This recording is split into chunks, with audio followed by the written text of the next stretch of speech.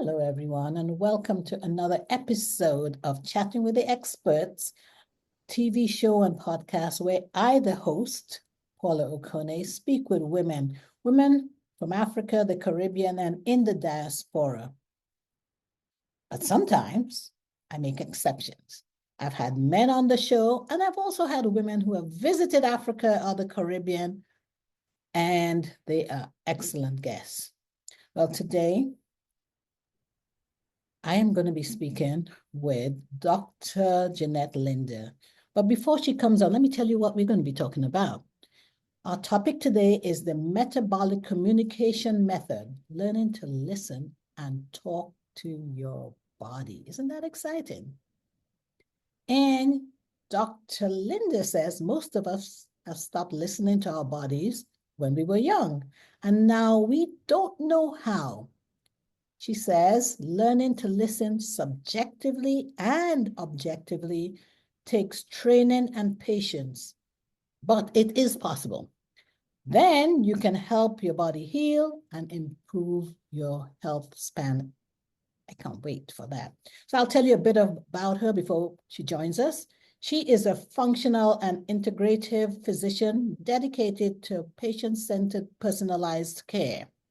Her leadership experience spans large hospital systems and private practices, managing budgets up to $40 million. How many of you have seen that? I can't imagine what $40 million looks like, but she'll tell us about that. And she builds high integrity teams focused on safety, inclusivity, and strong work ethics. She has an integrative approach and emphasizes 5 key lifestyle factors, which are movement, nutrition, sleep and rest, stress management, and connection. Wow, I got so much to say about her, but why don't I invite her to join us? Welcome to the show, Dr. Linder. Thank you so much. Did I say everything about you? Your bio was so impressive, like all my other guests. And I was like, oh, I think it's time I stop reading and have you appear. So thank you for joining us. Happy to be here. So you say that we don't listen to our bodies. Once we get a bit older than what, 15 or 10, we stop listening to our bodies and we stop talking back to our bodies. Tell us how we can do that. At my age, it may be a bit difficult, but I'm willing to learn. You know, it's so hard because when we get engrossed in something, we forget to eat, or we forget to go to the bathroom, or we're having fun playing in the yard. That's not such a bad way of not listening to your body. But then we start to work and work and work, and the phone rings and it's home. You don't answer it. The phone rings and it's work. You do answer it. Your bladder rings and you completely ignore it until you have not gone to the bathroom for hours and hours and hours. And I used to think that my compensation package should be based upon bladder capacity because I would have had the most money in the building, but that's not how it works. Instead, all I did was just make myself miserable and ignore those messages. I didn't eat when I was hungry. I didn't sleep when I was tired. And after you stay up for a while, well, you're awake again. And then when you want to go to sleep, you can't. So how do you start to listen again? It takes a lot of effort. For some people, they can do it just through subjective things, writing journals or paying attention or focusing on one little thing at a time. I was much more stubborn than that. I needed to have objective measures of my sleep, of my activity, of my blood sugar, of my metabolism. And it took time and it took grace and forgiveness because we've been shamed for so long for not working hard enough and then not taking care of ourselves, and nobody told you how to do both. So it is not an easy process, and it took me a long time. I had to burn out and be completely exhausted because I was doing the work thing and the home thing, and in a 1-year period I lost 13 friends and family in my personal life, not patients. And I was, the go-to doc who answered the questions and helped with some of the end of life things. And I was, still working time and a half and all of those things. And I just burned out to a crisp. And I realized I need to take the advice I've given to my patients, which is when you're in crisis, you're the only person who can be the sister or the mother or the wife or the daughter. Anybody else can take out the trash or do the dishes or run to the store, but you're the only person who can do those things. And I realized I needed to do the same thing in my friends and family group. So I retired. And I also realized, thank you, I was exhausted. My health had gotten worse. So I work with a nutritionist and I got worse because just because they're a nutritionist doesn't mean that they listen and they get you. And she shamed me for not knowing these things because I'm a doctor and I should know. Mhm. So I started to study really hard. I was really demoralized. I'm like, if I can't figure this out, how are other people going to figure this out? And I spent hundreds and hundreds of hours studying functional medicine and reviewing all sorts of things and starting to listen to my body with wearables and other things like that. And then in 6 months, I lowered my cholesterol 70 points without any medication. I slept better. I was happier. I was healthier. And my daughter said, retirement looks good on you. And then I missed serving humanity. So I went back and I decided I needed to help other people do this because it was so hard for me. How are they going to figure it out? How are they going to have the time to figure it out?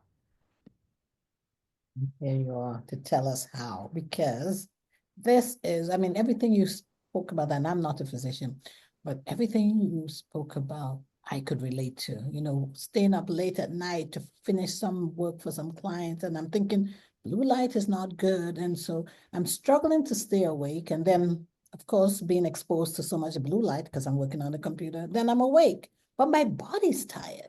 And so I finish what I'm doing and then go to bed, let's say at 4 a.m., get up at 7, 3 hours sleep, and I can't function for the rest of the day.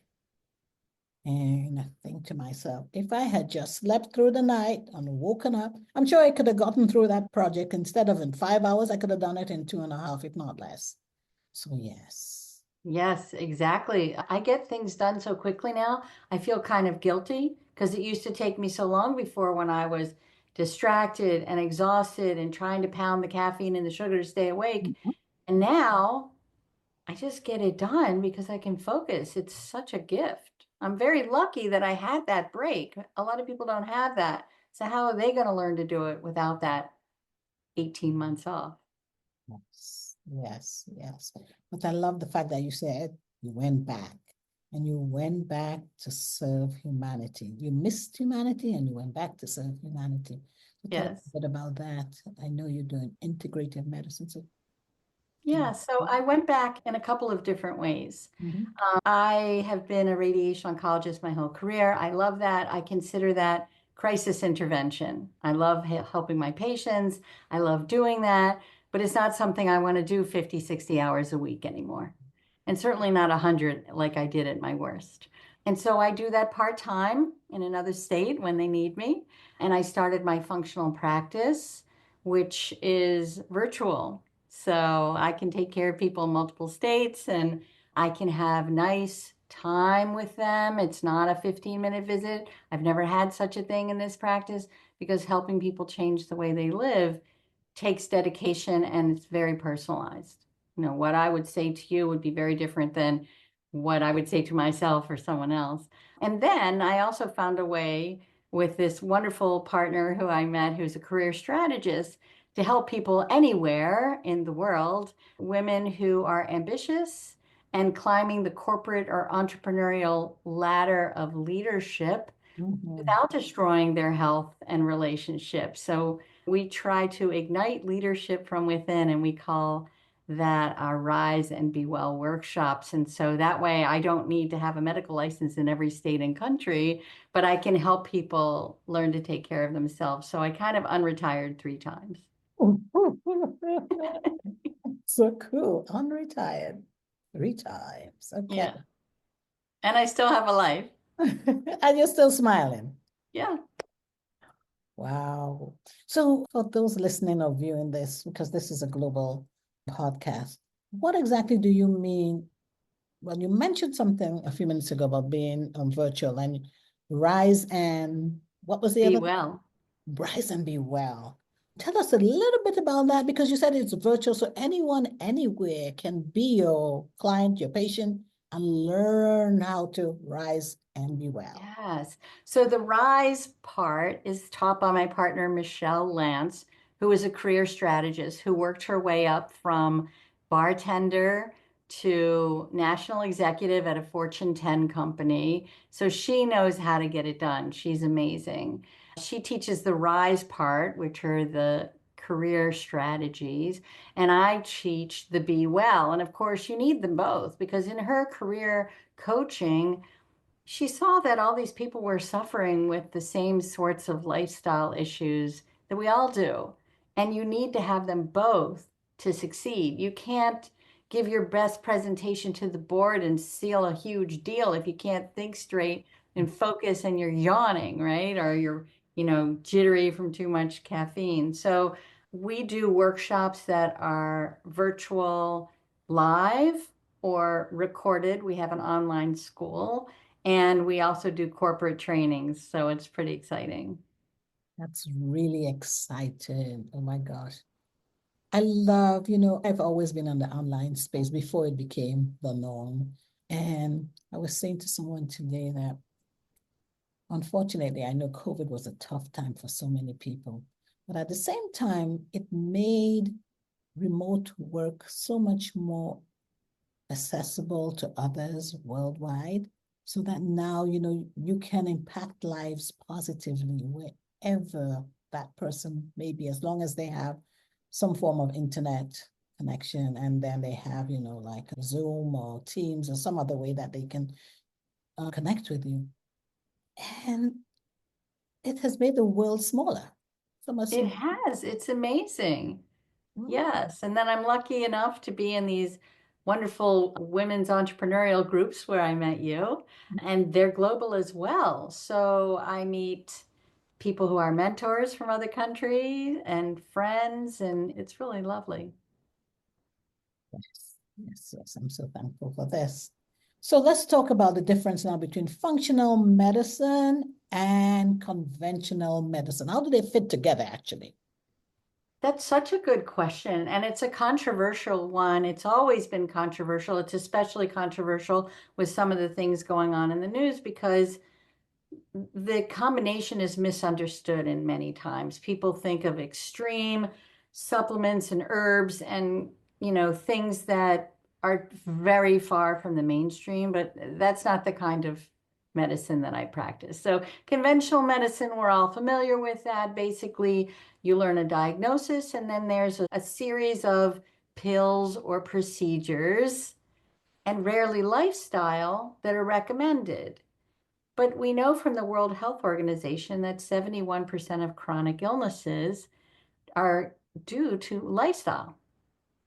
Now, the other 29% need conventional medicine with pills and procedures and lifestyle. Everybody needs lifestyle. And so I do love the crisis intervention of the conventional medicine model. And I love the escorting people to wellness side of the functional and integrative medicine side, and they can go together. And if you just do one or the other, you're going to miss out on what's needed. Conventional medicine is much better for acute things like infections and major injuries and things that require surgery and mechanical things that are broken and cancer and things like that.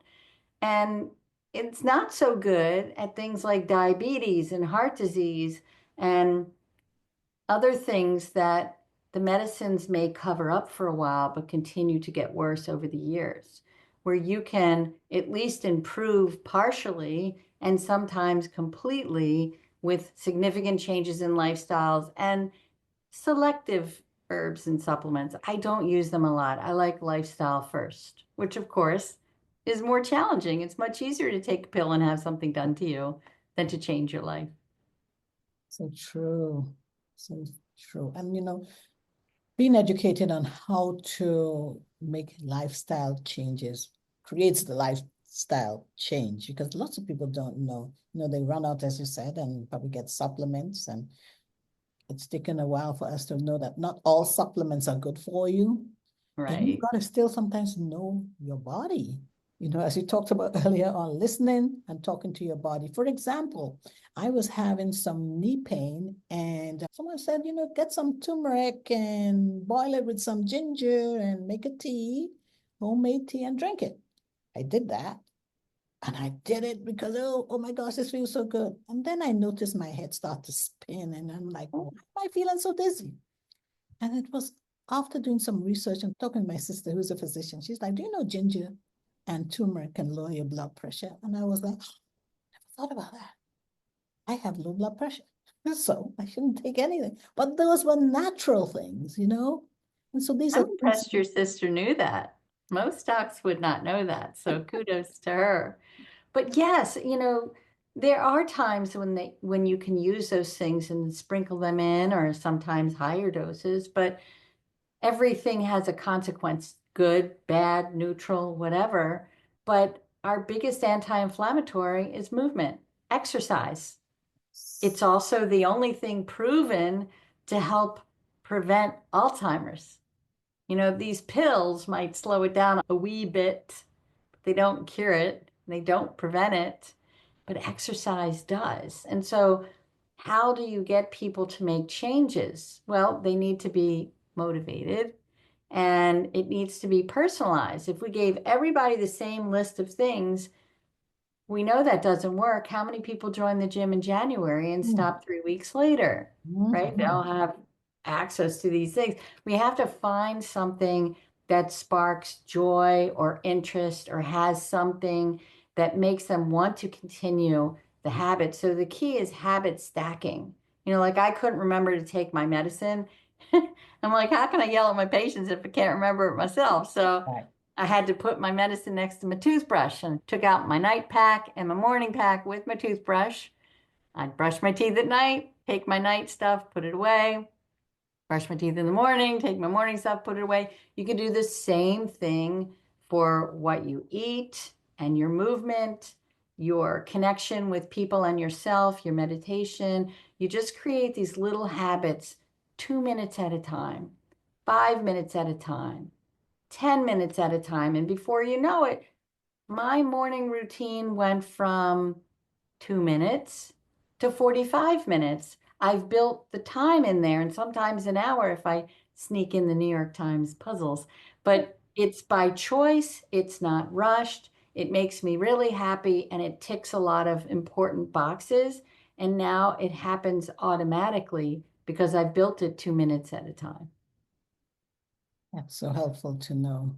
And I think it's even more so sometimes for physicians. I was married to a physician, so people tend to think physicians, because you all are many times the caretakers, that you don't also have the same human problems that other humans have.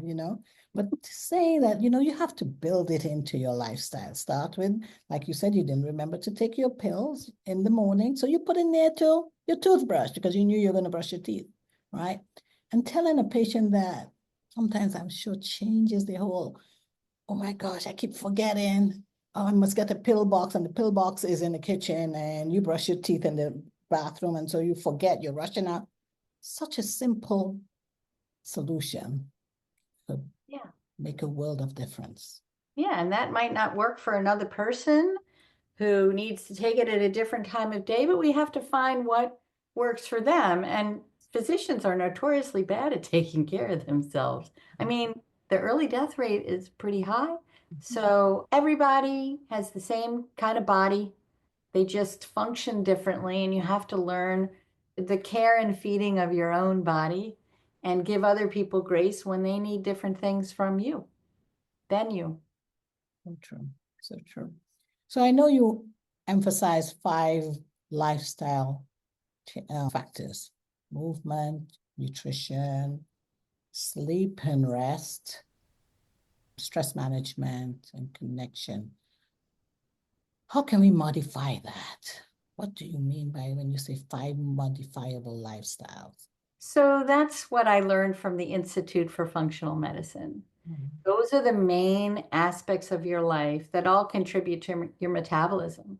Mhm. So, when you have a bad night's sleep and you can't think clearly, Mm. and you're craving carbs and your guts might not be quite right and your joints are stiff and you have more pain, that's a direct result of your metabolism being altered because you didn't have time to rest and digest and lower your blood sugar and make your brain happy. When you're sleeping, it's the only time that your brain can clean itself. That can happen with all sorts of other things. Some people have chronic illness because they're chronically stressed and they're clenching their teeth and their blood pressure is up, or other things like that. Or they can have rashes because they are massively stressed. And until they work on that, some of that will get better when you cover it up with steroids, but you stop the steroids and they come back. I'm right back. Yep. Yeah, or it could be nutrition, and stress is a really an interesting thing because it's not just what you're thinking and who's around you, it's everything in, on, and around your body. The carpets on the floor, the Mhm. perfumes that someone may have that you're sensitive to. Some people are super smellers and they live in a world of discomfort because everything's an assault on them, which actually is a sign that they're metabolically out of balance because little things are very difficult to tolerate, either because they're super irritable because they've had caffeine and their stress hormones are building up. They've had something else and they can't clear them out. Sometimes you can't make enough. Sometimes you can't get rid of them. It's like the chocolate factory with Lucille Ball and Lucy and Ethel on the I Love Lucy show. If you've Yeah. ever seen when they're working in the chocolate factory and the chocolate is coming by and they're supposed to put it in the little cups and it keeps going and it speeds up and they can't keep up. So they start eating them and they start shoving them in their pockets and they start throwing them on the floor. And now there's not enough chocolate going downstream. So if you imagine that Lucy and Ethel are the enzymes in your body that can't keep up, either because you have a genetic predisposition that makes them slower, or because you're missing the fuel that they need to work, like vitamins and minerals that make them work.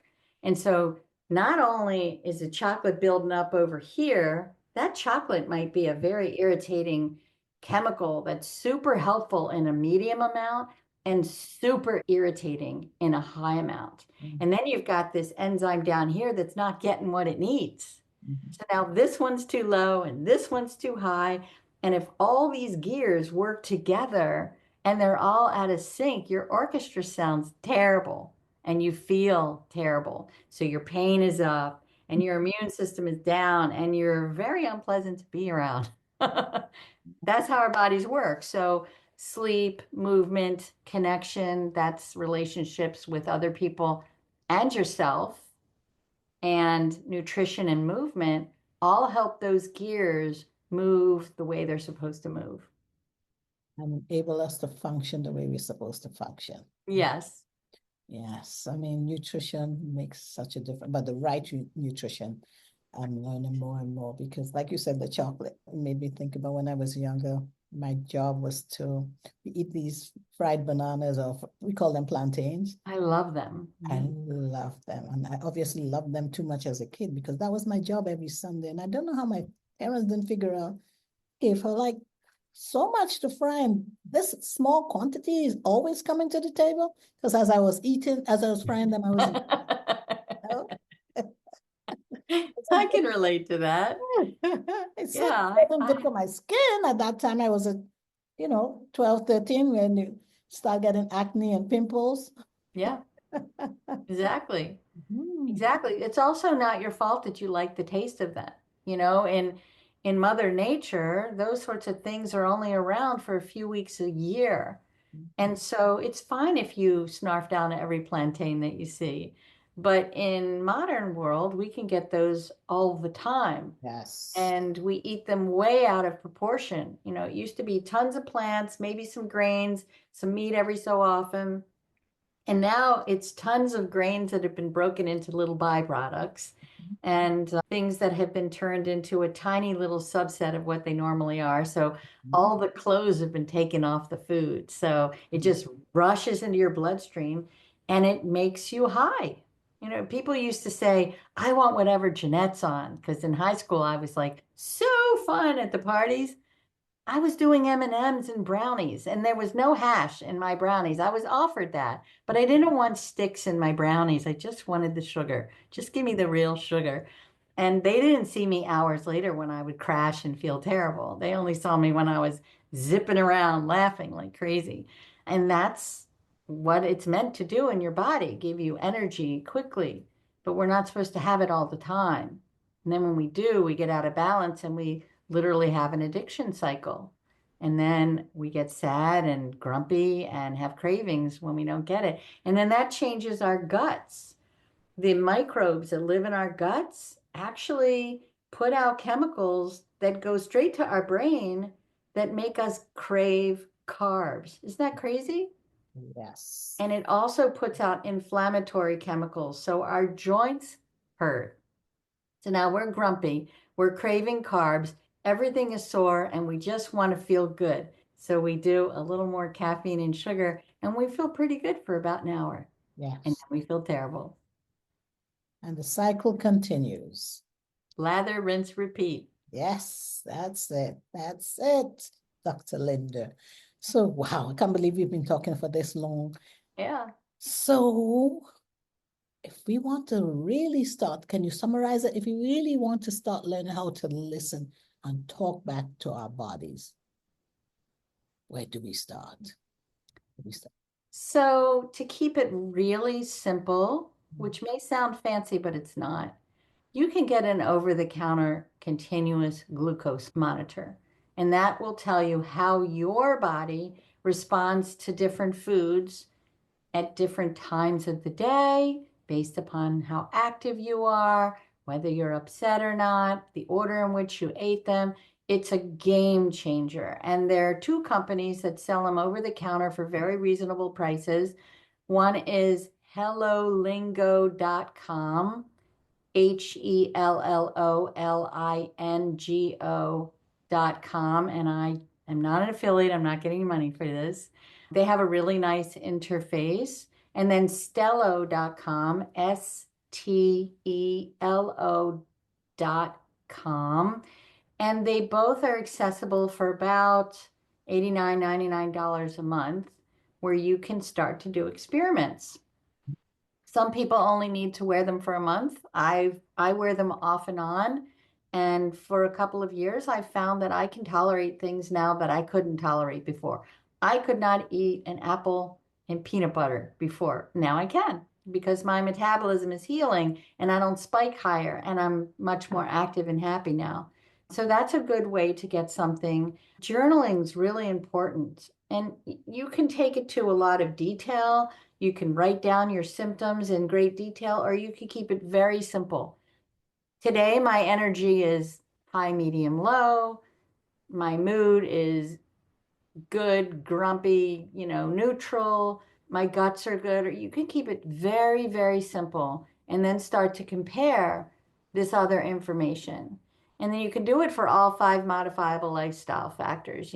How much did I move? When's the last time I talked to a friend? Am I ignoring voicemails from my fabulous cousin? Should I really get in touch with her and feel good? Or is this other person not so good for me to be around? So I limit our visit to 30 minutes. And, so don't have to necessarily end the relationship, although sometimes you don't.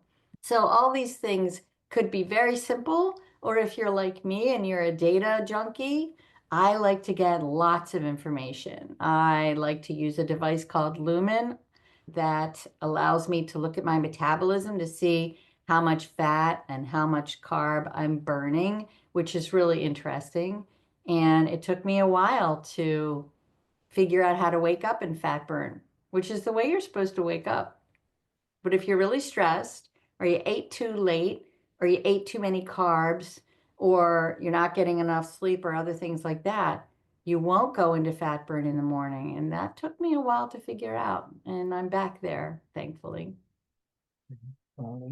Wow. Yes, these are all good things that we need to know about, understanding and, as you said, listening And talking back to our body sometimes involves getting, these like wearables or journal. I like to journal.